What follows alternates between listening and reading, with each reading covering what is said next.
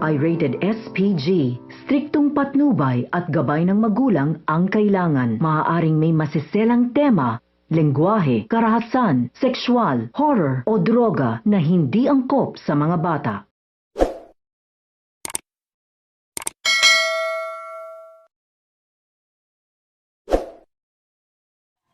Hello mga kapuso and welcome back to my channel.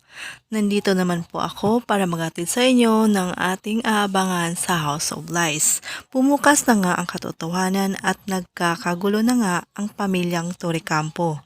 Sasabihan ni Greg ang anak na si Paulo na natatakot umano siya sa pwedeng gawin ni Mards kapag nalaman niya na matagal na siyang nagsisinungaling sa kanya na anak niya si Ashley. Mas malaking iskandalo umano ito. Hindi naman makaimik si Paulo. Samantala, magigising na nga si Jobert sa pagkakumatos. Aalis na sana si Marge sa mansyon pero pinigilan siya ni Paulo. Umaasa pa rin ito na magkayos sila. Ngunit sasabihan siya ni Marge na sa oras na malaman niya na nagsisinungaling pa rin siya, tapos na umano sila.